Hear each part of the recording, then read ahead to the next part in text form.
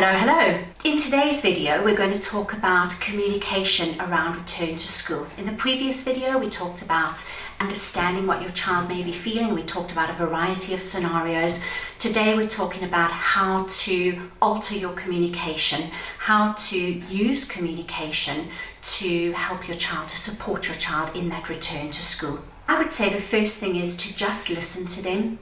I think often as parents, and very often as parents of young people who have some kind of additional challenges or additional needs, and please bear with me with the language. It's really difficult to describe our children. I know some people don't like that term, additional needs. Yes, we all have needs, but in the school environment, there's certain children that have needs over and above what other children have. They need additional understanding. They may be neurodivergent, they may be unrecognized neurodivergent. They need somebody to take into account difficulties that they are experiencing, be those sensory processing difficulties, be they communication difficulties, whatever it is, they need some kind of accommodations, and that's the way in which I use additional needs. I think what's really important for us as parents is just to listen to our young people, whatever age they are, be they teenagers or preteens or younger children. Listen to what they are telling us, and if they're not expressing it in language, listen and be aware of what their behavior is communicating. We tend to jump in, we want to solve things for them. For our children, we don't want them to struggle. We want them to be able to sail along easily with the least amount of discomfort and struggle that they can have. But that is not always helpful for them. Sometimes they need to process the emotions. They need to find a way through it. They don't want our opinion straight away, or they don't want us to jump in straight away. They want to feel supported to work their way through those difficulties. So I think just allowing them to talk or draw or build models and role play it, or whatever the case happens to be, age dependent, allow your child just to process what is going on for them at school. Listen to what's going on beneath the surface and be aware of how they are feeling. Another thing I would say is that we need to be compassionate. Sometimes, and I know this was the case for myself as well, sometimes we are quite eager for the end of the school holidays. We are quite eager for that return to school. We see it that it's going to be a time of less disruption, more time to work on our business, go to work, less juggling with childcare.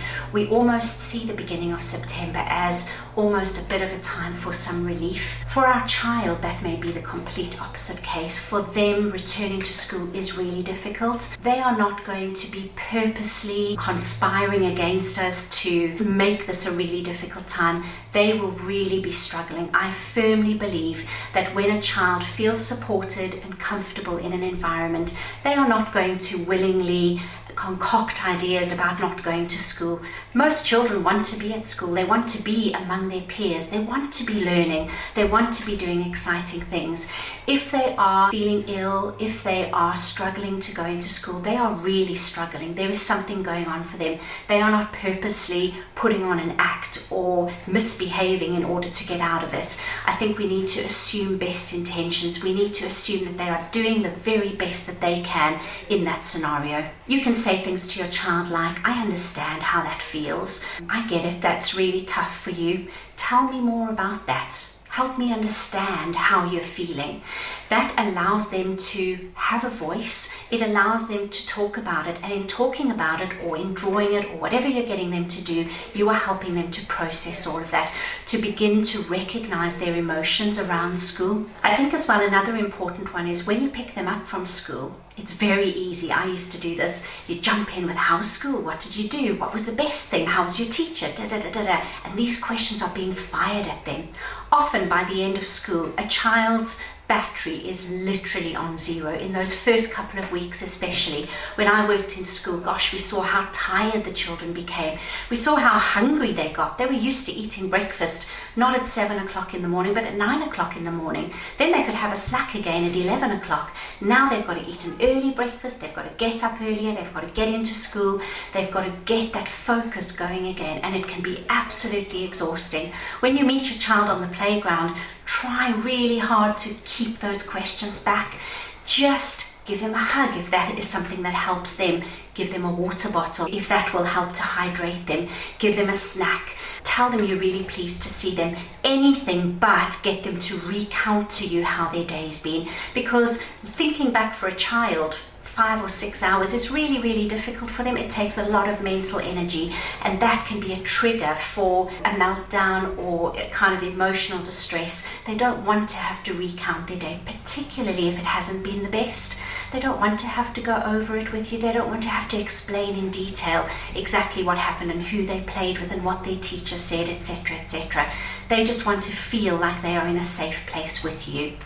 So give them the opportunity to do that. With regards to going home, if you are noticing that there is emotional dysregulation, if there is meltdowns or some kind of distress that they're experiencing at home, work out how you can support them and ask them how you can support them.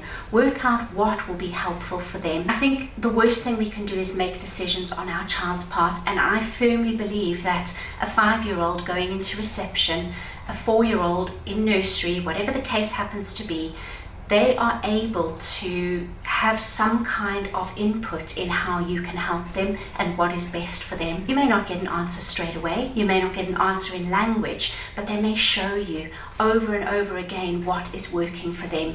Take their lead, try to work with them. On the whole homework subject, it can be a really contentious issue in many families. I've had really personal experience of this. Some children, it's really difficult to do homework after they've been at school for the day. For a parent, it may feel easier for the child to come home and start straight away on their homework. That may be impossible for a tired child to just get their homework out of the way. To us, that may seem logical. Let's get it out the way and then we've got the rest of the evening free. To them, that is just impossible, and you are going to create more emotional distress. Again, take their lead. Do they need a snack? Do they need a break? Do they need to sleep? Do they need to go out and play? What is it that they need in order to have enough energy to put into their body budget again in order that they can do that homework?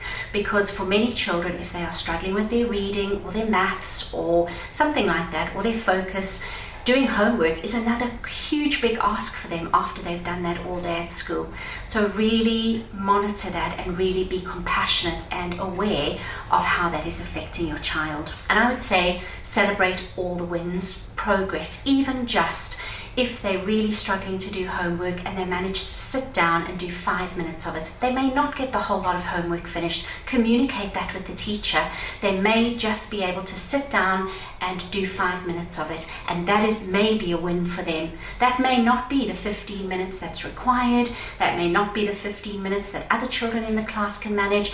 That is what works for your child. That is what keeps things harmonious in your family. That is what helps you to maintain connection with your child.